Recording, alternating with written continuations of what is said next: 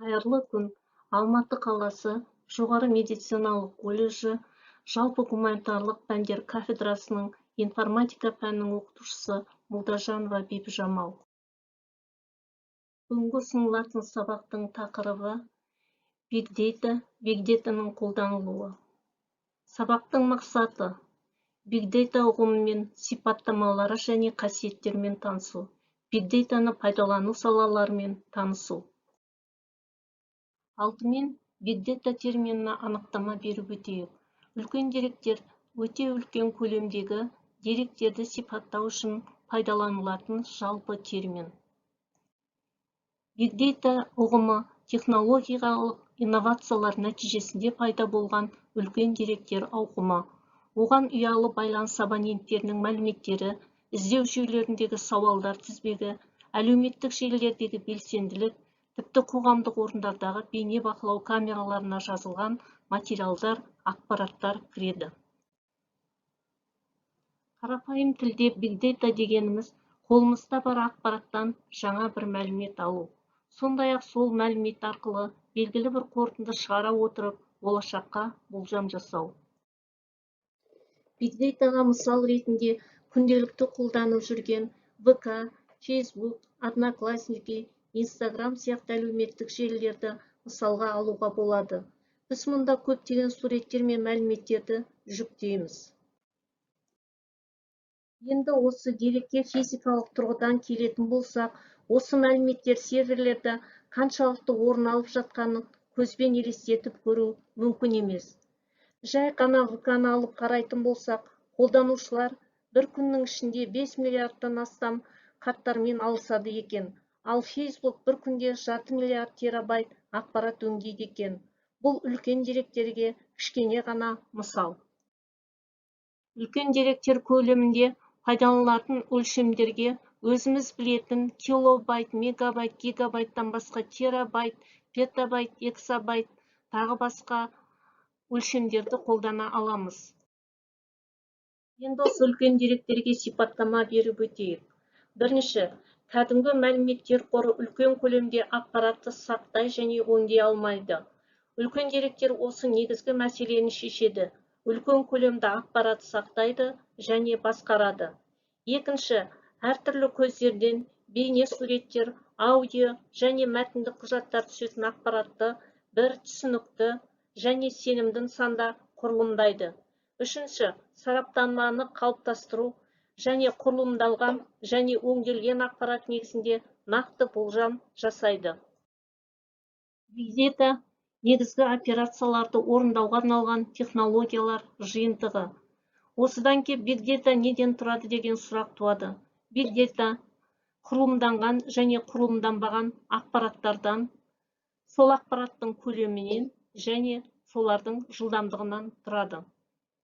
Big Data ұсынатын артықшылықтар: әртүрлі көздерден деректерді жинау, нақты уақытта талдау арқылы бизнес процестерін жақсарту, үлкен көлемді деректерді сақтау. Инсайттар: Big Data құрылымдалған және жартылай құрылымдалған деректердің көмегімен жасырын ақпаратқа аса бай болып келеді. Үлкен деректер тәуекелді азайтуға және қолайлы тәуекел талдаушының арқасында дұрыс шешімдер қабылдауға көмектеседі. Big Dataның қиыншылықтары: деректердің құпиялылығы. Big Data біздің жеке өміріміз туралы көптеген ақпаратты қамтиды. Оның құпиялылығын сақтауға толық құқылымыз. Екіншісі, деректерді қорғау. Егер белгілі бір мақсат үшін біздің деректеріміз бөгде жандардың қолында болса, осы деректердің сақталуы мен қауіпсіздігіне біз сенімді бола алмаймыз. Big Data артықшылықтарын пайдалануға жеткенге дейін 4 кезеңді бастан кешіреді. Бірінші кезең – операциялар кезеңі.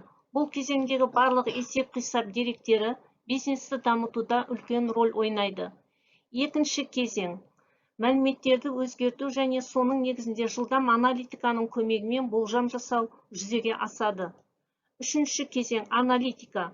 Мұнда ақпараттарды талдап, өз сұрақтарымызға жауап таба аламыз. Төртінші кезең – даму. Бизнес аналитиканың арқасында бизнес дами бастайды.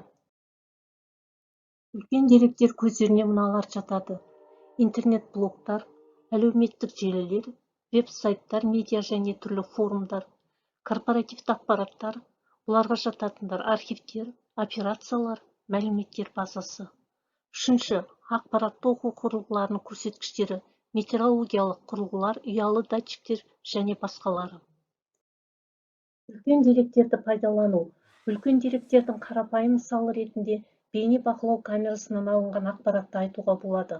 Мысалы, Нұр-Сұлтан қаласында әртүрлі нысанда орнатылған 48 000 бейне камера бар. Ол жеке үйлердің алдында, сауда орталықтарында және тағы басқа жерлерде болуы мүмкін. Сол бейне камералар күніне көлемі 400-500 гигабайт болатын видео түсіреді. Осынша көп ақпарат пайдаға жарамаса, деректер қорына айналады. Әлемдік тәжірибеде биг дейтаны пайдалану тәжірибелері қандай? Үлкен деректермен жұмыс істеп, мол табысқа кенеліп жатқан ел ретінде бірінші кезекте ақш-ты айтуға болады. Олар сан түрлі салада деректер базасын өңдеуде шебер. Мәселен, елдің бәріне таңсық емес Google іздеу жүйесін алайық. Оны қолданбайтын ел жоқтың қасы. Кез келген жағдайда адамдар қандай да бір сұрақтың жауабын немесе іздеген мәліметін осы жерден табады. Google үлкен деректер базасы. ақш бұл іздеу жүйесі арқылы көптеген елдер туралы мәлімет алады. Барлық жағдайда өз назарында ұстайды. Өзге елдер жайында мәлімет ала отырып, болашаққа бағдар жасай алады. Халықтардың тұрмыс салтын, алаңдатар мәселесін, психологиясын, ойлау қабілетін оңай бақылап отыр. Қазір елімізде биг дейта байланыс саласында, жекелеген компанияларда, банктерде, сондай-ақ прокуратурада, Қазпоштада және тағы басқа орындарда қолданылып жатыр. Бұл арқылы аталған салаларда тұтынушылармен өзара қарым-қатынас нығайып, түрлі операциялар мен қызметкерлердің жұмысы жеңілдеуде. Қазір көп қызметті тұтынушылар өз ЖСН арқылы онлайн режимде жылдам ала алады. Бұрын кезекке тұрып алатын несиені де қазір адамдар өзінің ұялы телефонындағы мобильді қосымша арқылы ала береді. Мәселен, Каспий банктың мобильді қосымшасына өтінім берушіге 5 минуттай күте тұруын өтініп, деректер базасында ол туралы мәліметтер қарастырылып жатқанын айтады. Яғни нейронды жүйе деректер базасына мәліметтерді қарастырып, белгілі бір шешім қабылдайды. Осылайша тұтынушының да, қызметкердің де уақыты үнемделіп, жұмыс жеңілдей түседі.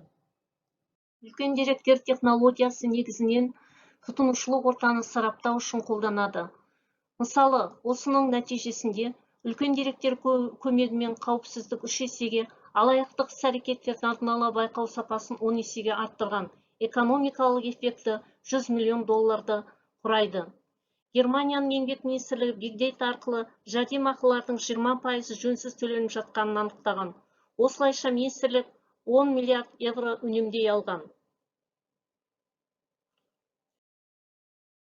Үлкен деректермен жұмыс жасаудағы негізгі мақсат үлкен деректерді іс жүзінде қолдану үшін құнды сараптамалық тұжырымдар алу. Биг дейта анализін пайдаланудың нәтижесі графикте көрсетілген. Бұл жерде бөлшектік сауда 49%-ға, әуе тасымалы 21%-ға, құрылыс 20%-ға, тамақ өнімдері 20%-ға, телекоммуникация 17%-ға өскен. Биг дейтаның әлемдік нарық көлемінде өсу болжамы орта жылдық есеппен 16%-ды құрайды. Осымен бүгінгі бейне сабағымыз аяқталды. Бүгінгі бейне сабақта біз таныстық, биг дейта ұғымы сипаттамаларымен, биг дейта артықшылықтары кемшіліктермен, үлкен деректерді пайдалануға дейінгі кезеңдерімен, үлкен деректі пайдаланумен, Қазақстандағы үлкен деректермен. Тақырып бойынша орындайтын деңгейлік тапсырмалар. Бірінші деңгей – сұрақтарға жауап береміз. Екінші деңгейде ойланып талдаймыз. Үшінші деңгейде салыстырамыз. Назарларыңызға рахмет. Сау болыңыздар.